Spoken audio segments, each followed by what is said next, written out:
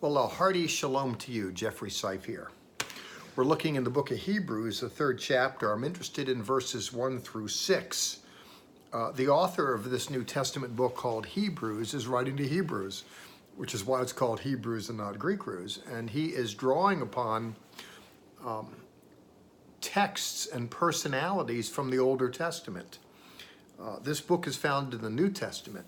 And I should say one of the things that I've always found interesting about New Testament Christians is the fact that they didn't have New Testaments and they weren't called Christians. The recipients of this letter, as we have been discussing as we're journeying through, are Hebrews. And in chapter 3, verse 1, the author says, "Holy brothers and sisters, partners in a heavenly calling, take notice of Yeshua, of Jesus, the emissary, the apostle, and Kohen Gadol, we affirm." That is, we affirm him to be our high priest.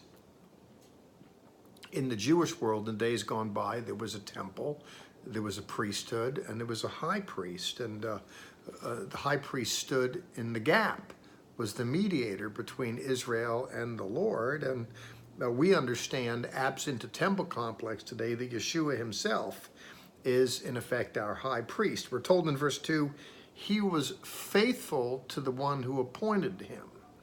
We learn later on in the text that he was obedient, that he was faithful here to the Lord. Here he not only says that Yeshua was faithful, but he says, as was Moses, to then contrast the two, to compare and note that as great as Moses was, certainly in the biblical economy, certainly in the estimation of Hebrew people, he goes on to say that this Yeshua was faithful as was Moses, but even the more so.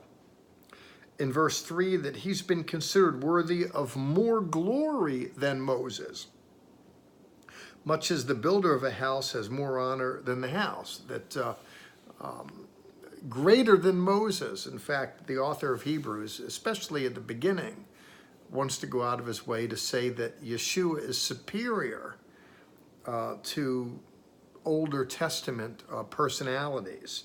And here, Moses and the high priest, greater than all of that. He goes on in verse 4 to say, every house is built by someone, but the builder of all things is God.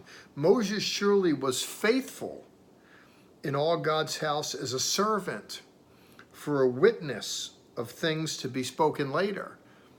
We give Moses his due. And by the way, in the church today, Moses isn't given his due. He's legalistic. That's the Jew book, the Older Testament. It's disparaging, but this author isn't minded that way. That Moshe Rabbeinu, that Moses had his greatness.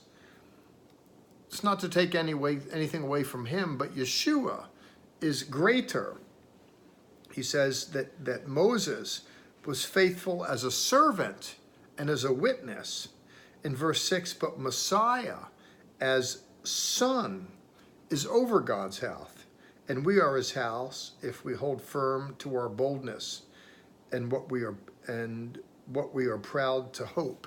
In other words, we are his if we seize the day.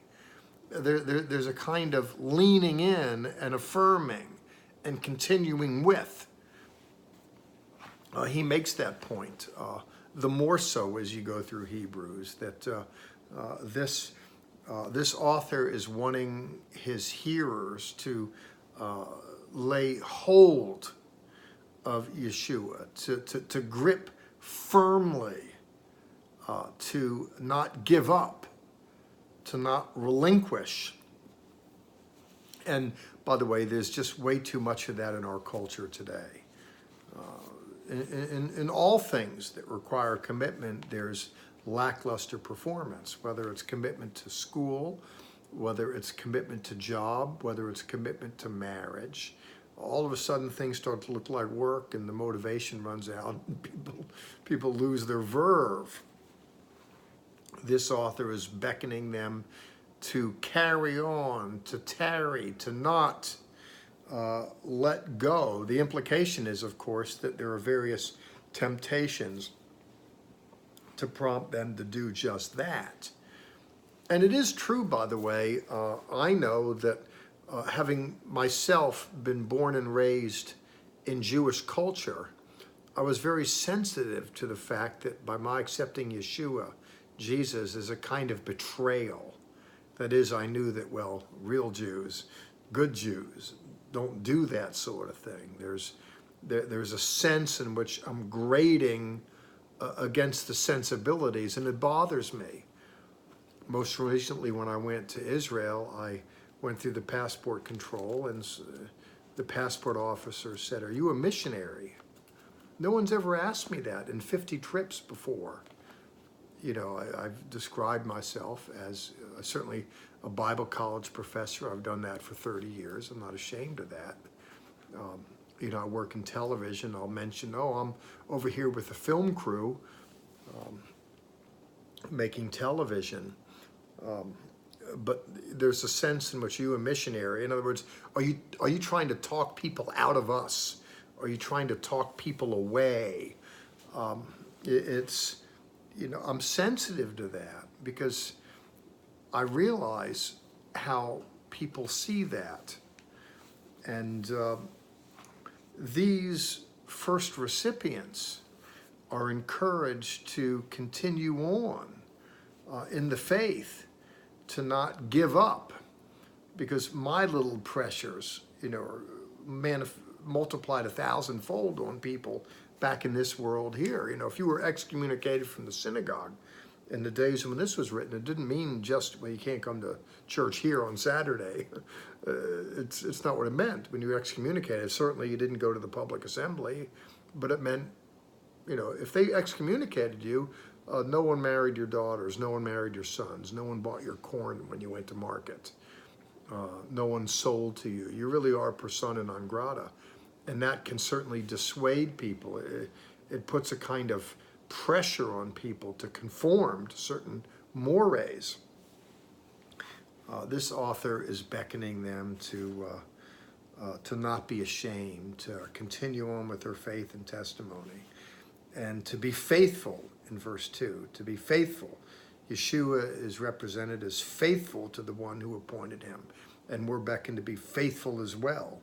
And by so doing, in verse 1, to be partners in a heavenly calling.